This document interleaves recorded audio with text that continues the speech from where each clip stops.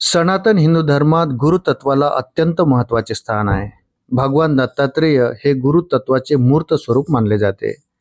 त्रिदेव ब्रह्मा, विष्णू आणि महेश यांच्या संयुक्त शक्तीचे प्रतीक असलेल्या श्री दत्तात्रेयांसाठी धर्म संस्थापना, भक्तरक्षण आणि अध्यात्माचा प्रसार करण्यासाठी विविध अवतार धारण केले.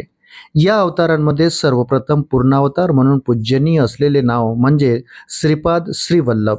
दत्त संप्रदायातील श्रद्धाळू भक्तांच्या दृष्टीने श्रीपाद श्री वल्लभ हे केवळ संत किंवा योगी नसून स्वयं दत्तात्रेयाचे प्रत्यक्ष अवतार आहेत. 14व्या शतकात धर्माची अधोगती, समाजातील अंधश्रद्धा, कर्मकांडाचा अतिरेक आणि आध्यात्मिक मूल्यांची घसरण यामुळे जनजीवन अस्थिर झाले होते. अशा काळात भक्तांच्या उद्धारासाठी भगवान दत्तात्रेयाने पृथ्वीवर अवतार धारण करण्याचा संकल्प केला. आंध्र प्रदेशातील पिठापुरम या पवित्र नगरीत हा दिव्य अवतार प्रगट झाला अशी श्रद्धा आहे. आंध्र प्रदेशातील पिठापुरम येथे अप्पलराज शर्मा आणि सुमती माता या धार्मिक व सात्विक दाम्पत्याच्या घरी भाद्रपद शुक्ल चतुर्थीच्या दिवशी श्रीपाद श्रीवल्लभांचा जन्म झाला. अनेक वर्षाच्या तपश्चर्या आणि दत्तभक्तीचे फळ म्हणून हा पुत्ररत्न प्राप्त झाल्याचे मानले जाते. लोक परंपरेनुसार एकदा सुमती मातांनी श्राद्धाच्या दिवशी आलेल्या एका संन्याशाला भोजन दिले. तो संन्यासी प्रत्यक्ष भगवान दत्तात्रेय होते. त्यांच्या प्रसन्नतेमुळेच दत्तावतार त्यांच्या पोटी जन्माला आला अशी श्रद्धा आहे.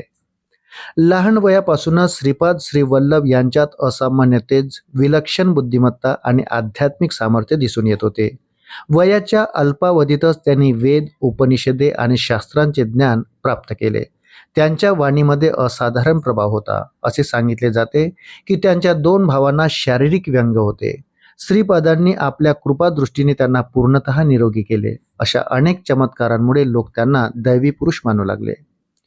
वयाच्या 16व्या वर्षी त्यांनी संसाराचा त्याग करण्याचा निर्णय घेतला. मातापित्यांना त्यांनी सांगितले की त्यांचा जन्म विशिष्ट दैवी कार्यासाठी झाला आहे.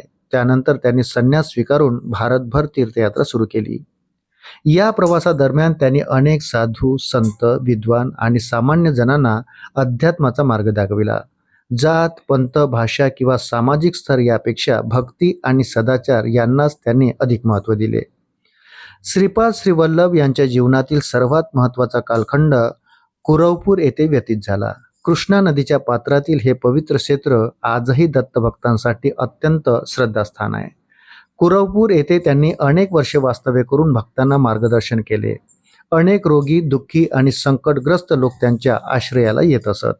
त्यांच्या कृपेने अनेकांना मानसिक, शारीरिक आणि आध्यात्मिक समाधान लाभल्याच्या कथा दत्त साहित्यामध्ये आढळतात. श्रीपाद श्री वल्लभ यांच्या शिकवणीचा केंद्रबिंदू म्हणजे भक्ती, गुरुनिष्ठा आणि आत्मज्ञान. गुरु हा ईश्वर प्राप्तीचा मार्ग आहे. गुरुशिवाय आध्यात्मिक उन्नती कठीण असल्याचे त्यांनी सांगितले. प्रत्येक जीवामध्ये परमेश्वराचा अंश आहे. त्यामुळे सर्वांशी प्रेम, दया आणि करुणेने वागावे. सत्कर्म, प्रामाणिकपणा आणि दृढ श्रद्धा यामुळे जीवनात यश व समाधान प्राप्त होते. ईश्वर नामाचा जप हा कलियुगातील सर्वात सोपा आणि प्रभावी साधना मार्ग असल्याचे त्यांनी प्रतिपादन केले. श्रीपाद श्री वल्लभ यांच्या जीवनाविषयी माहिती देणारा प्रमुख ग्रंथ म्हणजे श्रीपाद श्री वल्लभ चरितामृत. या ग्रंथात त्यांच्या जन्मापासून ते विविध लीलापर्यंतचे वर्णन आढळते. दत्तभक्तांमध्ये या ग्रंथाचे विशेष महत्त्व असून त्यांचे नियमित पारायण केले जाते. कुरवपूर येथे कार्य पूर्ण केल्यानंतर श्रीपाद श्री वल्लभांनी देहदर्शन थांबविले. दत्त परंपरेतील श्रद्धेनुसार त्यांनी पुढे श्री नृसिंह सरस्वती या रूपात पुन्हा अवतार धारण करून धर्म संस्थापनेचे कार्य पुढे चालू ठेवले. श्रीपाद श्री वल्लभ हे दत्त संप्रदायाच्या इतिहासातील तेजस्वी अध्याय आहेत. भगवान दत्तात्रेयांचा प्रथम पूर्णावतार म्हणून त्यांनी धर्म, भक्ती आणि अध्यात्माचा दिव्य संदेश समाजाला दिला. त्यांचे संपूर्ण जीवन हे करुणा, ज्ञान, भक्तवत्सलता आणि गुरुतत्वाच्या महिम्याने उजळलेले आहेत.